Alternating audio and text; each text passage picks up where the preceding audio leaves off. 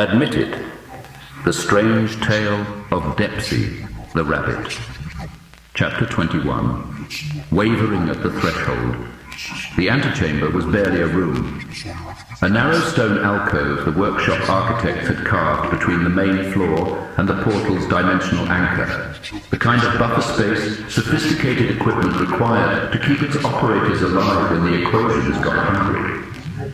Depsey had retreated there during the lurching, when the restraints had still been undecided about which of them to take. Now he stood with his back against the antechamber's threshold wall, his breath coming fast, his yellow shoes planted on stone that vibrated faintly beneath him. To his left, the portal swirled, open, humming, blue light pouring from the gateway in slow, tidal pulses.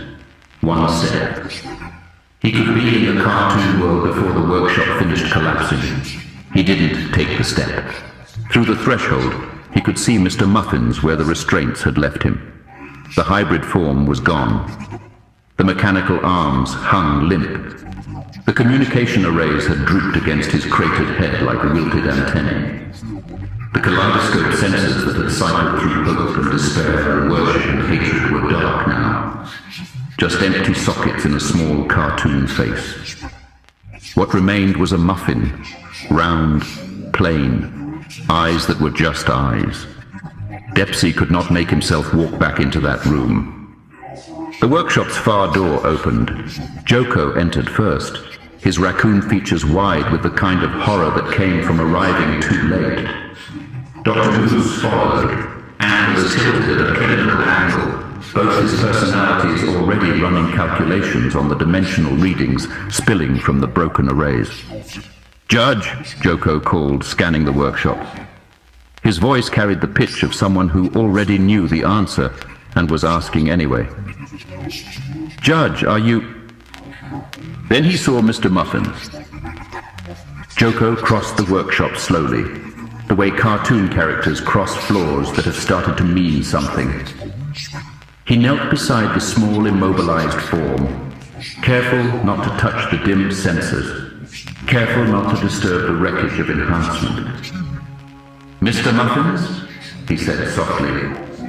"Mr. Muffins, can you hear me?" A pause. Long enough that Depsey thought there would be no answer. Then Mr. Muffins' organic voice, smaller than before, smaller than seemed possible from a body that size. He came back. Joko looked up. His eyes found Depsey through the antechamber threshold. Dr. Moose had moved to the broadcasting arrays without waiting for invitation. His clinical personality already assessing what the system had done to itself when it took Mr. Muffins. "Significant infrastructure damage from automated retraction protocols," he reported, to no one in particular. "Estimated 70% of broadcasting capacity compromised, portal stability unstable, function window narrowing rapidly." Depsey stepped through the threshold and into the workshop he had not been able to face alone. Depsey's hand hovered near the portal's edge, feeling dimensional energy wash over his cartoon form. Beyond the swirling gateway, he could see the familiar architecture of the cartoon world. Clean lines, bright colors, the promise of friends who might still be saved. "Judge," Joko said softly, his raccoon features carrying decades of complicated worship. "Before you go, I need to understand something." Depsey turned from the portal. Behind them, Mr. Muffins sat immobilized among his corruption broadcasting equipment, his mechanical components offline, but his organic consciousness still aware, a witness to whatever happened next. "The perfect day at the coast," Joko continued, his voice trembling. "That memory you showed me, was any of it real? Did you actually care about me at all, or was I always just a target?" The question hung in the workshop's impossible geometry like a prayer waiting for divine response. Depsey felt the blood money in his system screaming at him to lie, to maintain the protective fiction, to say whatever would let him escape most efficiently. But something else whispered underneath. The voice that had been growing stronger since he'd disabled Mr. Muffins's systems and sabotaged the broadcasting amplification. It was real, Depsey admitted, his voice barely audible over the portal's hum. That day was one of the only genuine things in 20 years of systematic murder. I loved spending time with you, Joko, which made it so much worse when I pushed you into the rift. Joko's eyes widened with something that might have been hope, or might have been another kind of pain. Then maybe you can be better. Maybe returning to the cartoon world, warning Chuck and Lucy, exposing the system. Maybe that's redemption. Dr. Moose's antlers caught the portal light as both his personalities spoke in unison. A rare moment of internal harmony. Probability analysis indicates significant obstacles to redemptive arc. Judge has established pattern of self-preservation over ethical action across 43 elimination operations. I know, Depsey said, looking between his first two victims. I've betrayed everyone who ever trusted me, including both of you, multiple times. But you came back for us, Joko pressed, stepping toward the portal. You could have escaped days ago, but you stayed in Tumbledown Town. You learned our stories, saw our suffering. That has to mean something. Depsey felt the weight of that observation settling over him like a physical burden. Joko was right. He could have fled the moment he'd arrived in the rift, could have focused entirely on self-preservation rather than understanding the community of his victims. Why hadn't he? Portal stability deteriorating, Dr. Moose announced, checking readings on Mr. Muffin's dimensional equipment. Dimensional bridge approaching critical instability. Estimated remaining operation window, 4 minutes, 30 seconds. The portal flickered, its blue light wavering like a candle in cosmic wind. 4.5 minutes to decide between escape and... what? Staying in the rift accomplished nothing except proving his reformation to people who might never know about it. Unless... the equipment, Depsey said suddenly, gesturing to Mr. Muffin's massive broadcasting arrays and dimensional viewing portals. This workshop connects to the cartoon world, amplifies corruption signals, coordinates the entire operation. What if we didn't just escape? What if we destroyed it first? From his immobilized position, Mr. Muffins's organic voice carried desperate panic. You can't. The cosmic service requires this infrastructure. Without broadcasting amplification, the entire system... Exactly, Depsey interrupted. Without this amplification, the corruption slows down. Maybe not stops entirely, but slows enough that people have time to notice what's being done to them. Dr. Moose's scientific personality dominated his response. Interesting proposition. Sabotage of broadcasting infrastructure would create systematic disruption across multiple dimensional interfaces. Corruption transmission efficiency would decrease by estimated 70 to 80%. But at what cost? Joko asked, his worship theology struggling with practical considerations. If we destroy this equipment, can we still escape? Will the portal stay stable long enough? The three of them looked at the dimensional gateway, then at the massive broadcasting arrays that pulsed with blue light, then at each other. Portal requires stable power supply, Dr. Moose observed, his mayor personality briefly asserting itself. Broadcasting arrays share same dimensional energy source. Destroying arrays would destabilize Portal. Mutually exclusive objectives. The implications crashed over them with terrible clarity. They could escape through the portal, or they could destroy the broadcasting equipment, but not both. How long? Depsey asked. If we start sabotaging the equipment, how long before the portal collapses completely? Dr. Moose ran calculations with both personalities working in harmony. Approximately 90 seconds after initiating systematic destruction of primary arrays, insufficient time for 3 individuals to reach portal threshold and traverse dimensional bridge. But enough time for one, Joko said quietly, understanding dawning in his raccoon features. They stood in silence for a moment, the weight of impossible choice settling over three cartoon characters who had each been victims of the system in different ways. The portal hummed its patient invitation. The broadcasting arrays pulsed their malevolent purpose. Mr. Muffins watched with expressions cycling between hope and horror. "I'll do it," Depsey said, his voice carrying surprising certainty. "I'll destroy the equipment while you two escape. It's the least I can do after—" "No," Joko interrupted firmly. "You're the only one who understands both worlds. You know the system from the inside, know how to expose it. You have to be the one who escapes." "Joko—" "Besides," Joko continued, his theology of worship finding new purpose, "maybe this is what I was meant for. Not to worship the judge, but to help him become something worth believing in." Dr. Moose's hybrid personality considered the mathematics of sacrifice. Alternative proposal. All three remain in Rift. Document broadcasting infrastructure. Continue resistance operations from this dimensional position. "And accomplish what?" Depsey asked. "The Rift is the system's dumping ground. We'd just be prisoners with slightly more comfortable cells." "Then we accept Joko's proposal," Dr. Moose concluded with clinical finality. "One escapes to warn Cartoon World. Two remain to destroy broadcasting amplification and document systematic corruption for potential future rescue operations." Depsey looked between his first two victims, seeing in their faces something he hadn't witnessed in 20 years of blood money conditioning. Genuine forgiveness offered without condition. "You'd do that?" he whispered. "After everything I've done to you?" Joko smiled with the same innocent joy he'd shown during their perfect day at the coast. "Someone has to break the cycle, Judge. Might as well be us."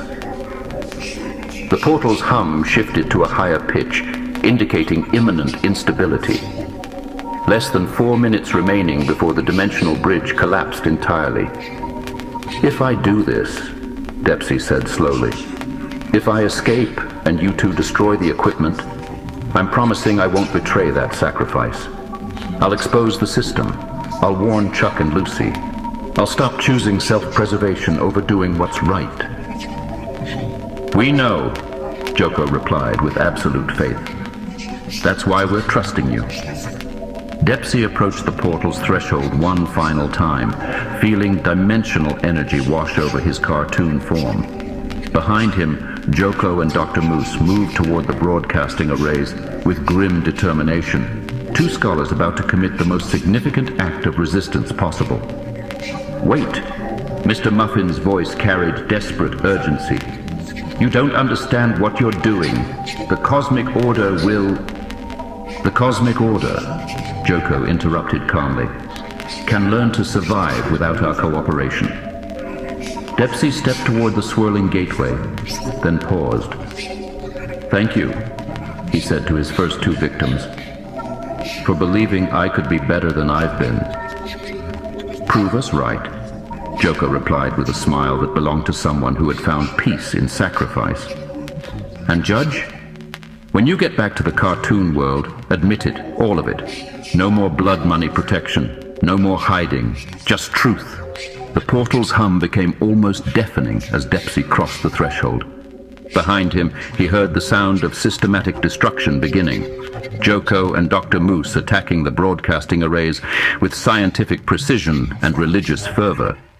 The dimensional gateway swallowed him in blue light and impossible geometries. When he emerged, Mr. Muffin's workshop was collapsing into dimensional chaos, its broadcasting signals dying in bursts of corrupted data. The portal sealed behind him with a sound like breaking glass, severing the connection between Rift and Cartoon World. For the first time in 20 years, the systematic corruption of innocence had been disrupted by the very victims it had claimed. They had met Bones an hour earlier in the diner, 2 blocks from the precinct. The usual place, the booth in the back, the one with the cracked vinyl seat that nobody else wanted. He had not ordered coffee. He had not removed his coat. He had told them, in the flat, measured voice of a man who was already dead and just hadn't fallen yet, that Captain Drumstick had marked them, that Dr. Dinglegreen had reserved a mourning for him and would have one ready for them too soon, that whatever evidence they had been collecting, they needed to confirm it now, before tomorrow, because by tomorrow there might be no them left to confirm anything. "The Playhouse," he had said.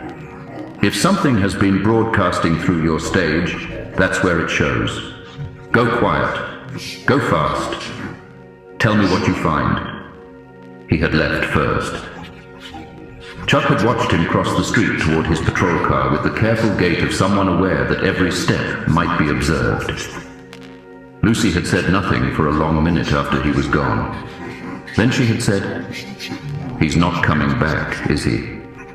Chuck had not answered, because the answer was already on her face. Chuck and Lucy approached the Blame It on the Ink Playhouse with the cautious steps of cartoon characters who had learned that their world was no longer safe. The ink residue still stained Chuck's fingers from their investigation, providing protection they didn't fully understand from broadcasting patrols that swept the streets with increasing frequency. The familiar theater building loomed before them, its cheerful marquee advertising shows that now carried sinister implications. But something had changed.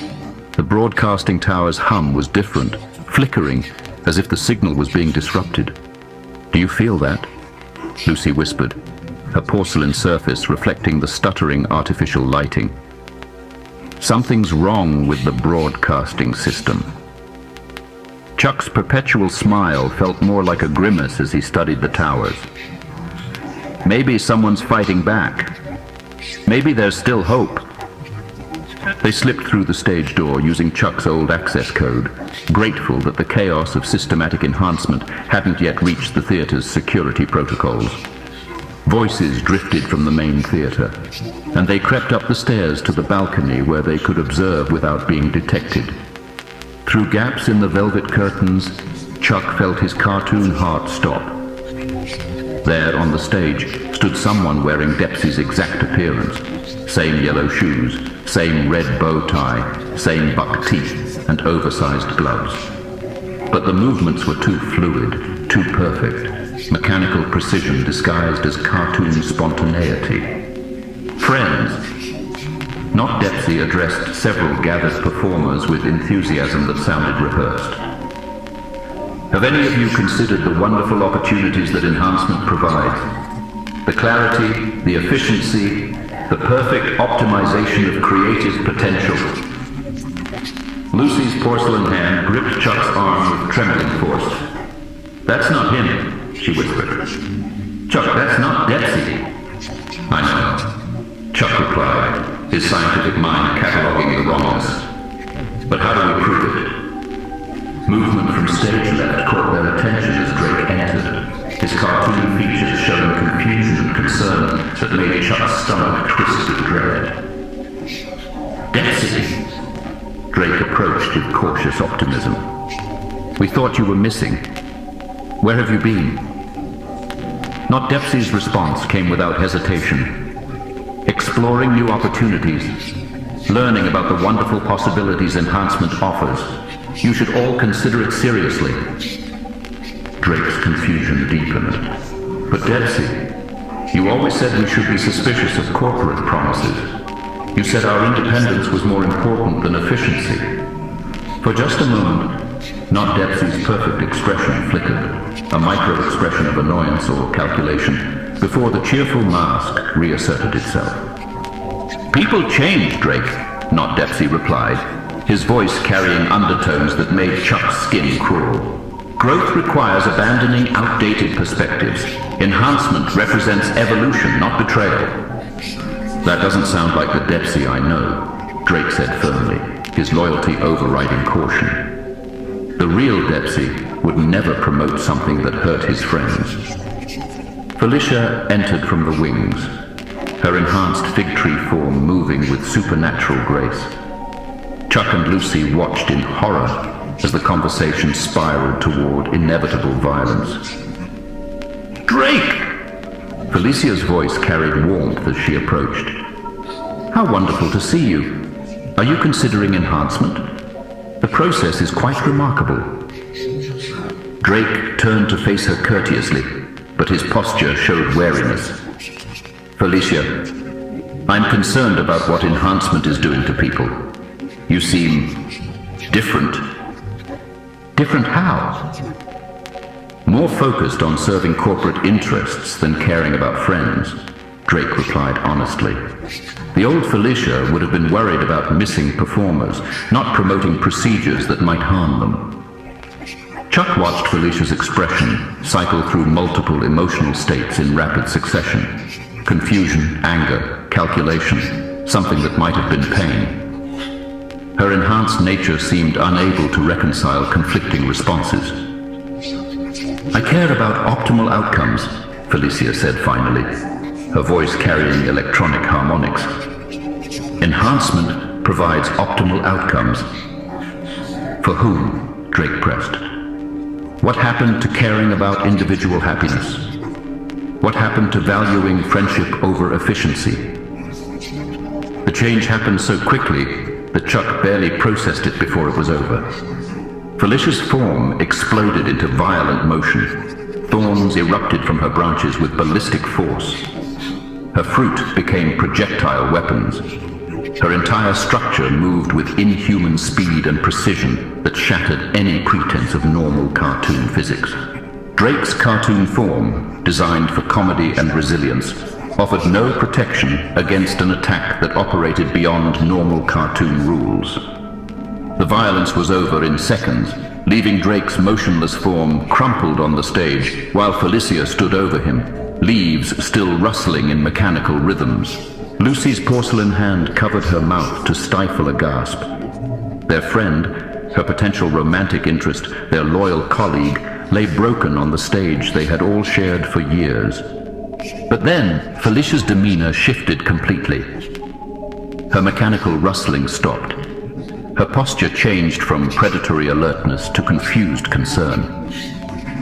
She dropped to her knees beside Drake's form, with what appeared to be genuine shock and grief. Drake! Her voice carried no electronic harmonics now. Drake, what happened?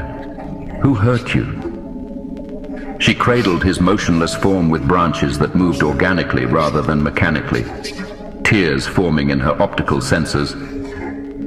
Drake, please wake up, Felicia whispered, her grief appearing completely authentic. Someone help him. Call for medical assistance. Who did this?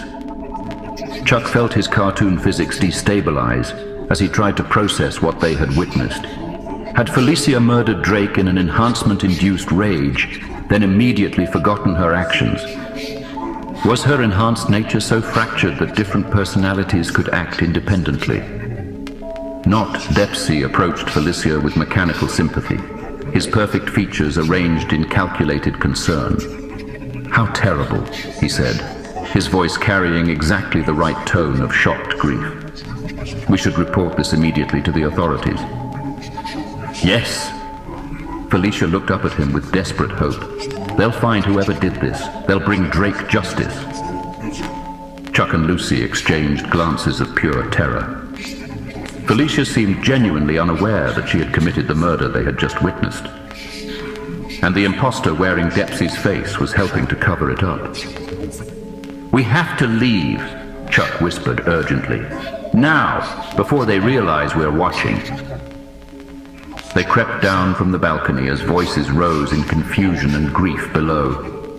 The stage they had once filled with laughter now hosted something that violated every assumption about cartoon character nature.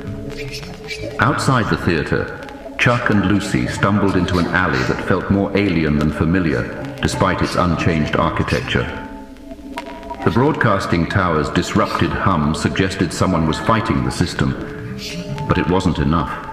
Drake was still dead, Felicia was still broken, and something wearing their friend's face was promoting the corruption that had destroyed them all.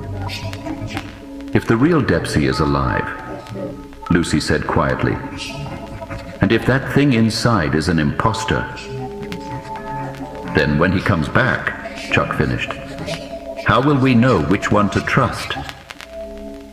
The theatrical emergency sirens began wailing behind them as they walked away from the playhouse, leaving behind not just their friend's body, but any remaining illusion that their world could return to innocent normalcy. Above them, the broadcasting towers flickered and stuttered, their corruption signals weakened by whatever was happening in the dimensional space beyond. Someone was fighting back, but it might already be too late.